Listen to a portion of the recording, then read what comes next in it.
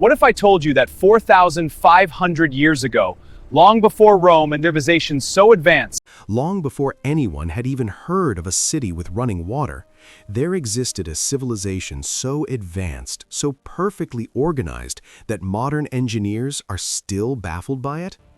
What was this place? How did they build it? And why did it simply vanish, leaving almost no trace, no king, no army, no explanation? Today, we are walking into Mohenjo-Daro, the world's first planned city, and nothing will ever look the same again. Close your eyes for a moment. Imagine the year 2500 BC. Egypt is building its pyramids, Mesopotamia is scratching cuneiform onto clay tablets, and most of the world, most of humanity, is living in scattered villages, mud huts, open fields. No city planning, no drainage systems, no concept of streets that run in perfectly straight lines.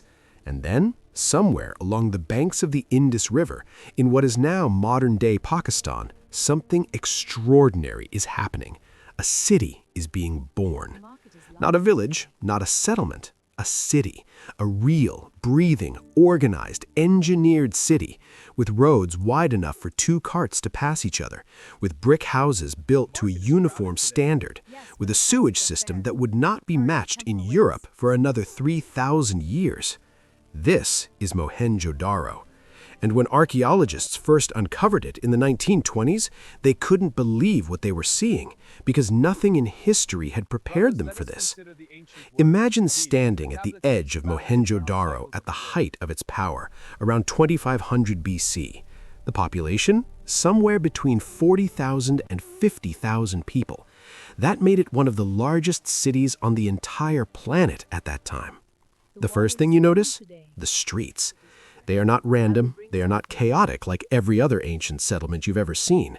They run in a perfect grid, north to south, east to west, wide main avenues, narrower side lanes, every block calculated, every corner deliberate. This was not an accident. Someone planned this. Someone sat down 4,500 years ago and designed an entire city from scratch. But who? Here's where the mystery begins, and it is a mystery that has never been solved. We have found no palace in Mohenjo-Daro, no throne room, no monument to a great king, no statue of a ruler, nothing that says, this man built this city, this man ruled these people. Every other ancient civilization left us kings, left us pharaohs, left us emperors. Mohenjo-Daro left us nothing like that. So who was in charge? Who organized 50,000 people into a functioning, thriving city with no evidence of royal power? We don't know. And that silence, that absence, is one of the most haunting mysteries in all of human history. Now let's talk about something that will genuinely shock you: the drainage system. Every house in Mohenjo-Daro, and I mean every house, had access to a drainage system. Wastewater from homes flowed into covered brick drains that ran along the streets, and those drains connected to larger sewage channels that carried waste out of the city entirely. This was not primitive. This was engineering. This was city planning at a level that ancient Rome, built 2,000 years later, would have respected. In fact, when the Roman Empire was designing its famous sewage system, the Cloaca Maxima, the people of Mohenjo-Daro had been doing this for millennia. Let that sink in. But there is something else hidden beneath these streets, something that archaeologists discovered and still cannot explain. We will get to it, but first, let's go deeper into the city. The Great Bath.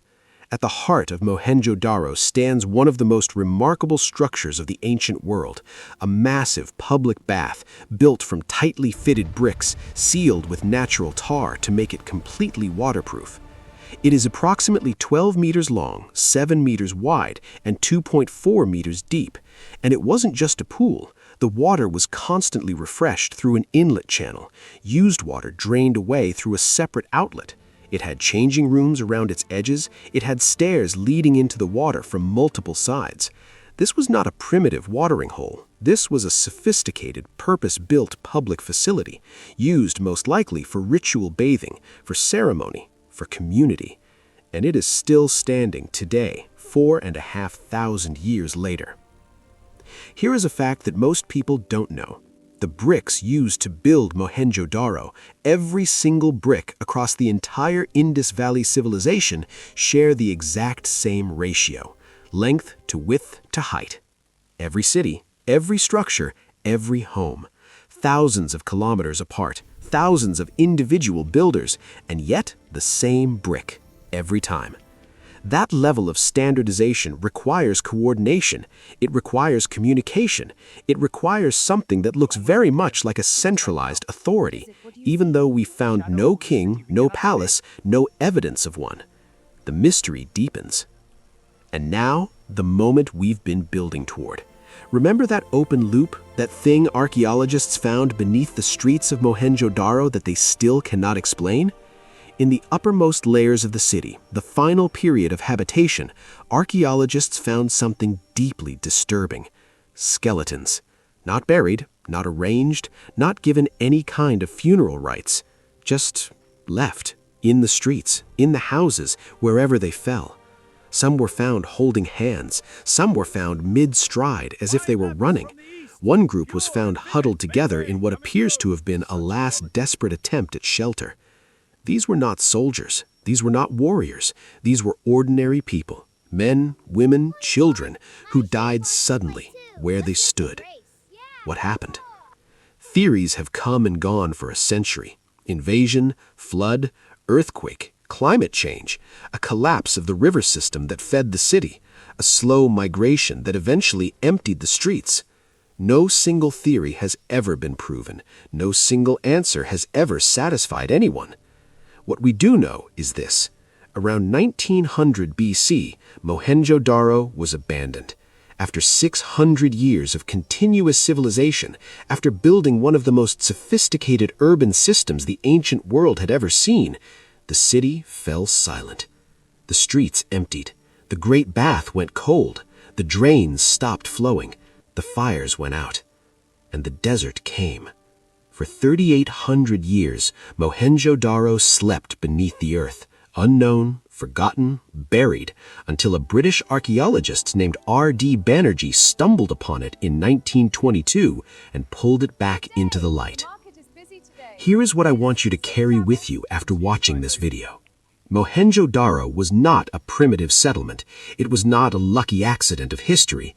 It was a deliberate, engineered, brilliantly organized civilization built by people who understood urban planning, public health, standardization, and community at a level that the rest of the world would not achieve for thousands of years. And we still don't know their names. We don't know what language they spoke. We have found their script carved onto small seals, but we cannot read it. Not a single word. Their language remains undeciphered to this day. We don't know what they called their city. We don't know what they believed. We don't know who led them or how they made decisions. Mohenjo-Daro, which simply means Mound of the Dead in Sindhi, is a name we gave them, not a name they gave themselves. They built the world's first planned city. They gave us the blueprint for urban civilization, and then they vanished, quietly, completely, mysteriously, leaving behind only bricks, drains, a great bath, and questions that 4,000 years of human progress have still not answered. The world's first city builders, and we don't even know what to call them. If that doesn't make you think, I don't know what will. If you want to see more lost civilizations brought back to life through AI reconstruction, subscribe, because we are just getting started.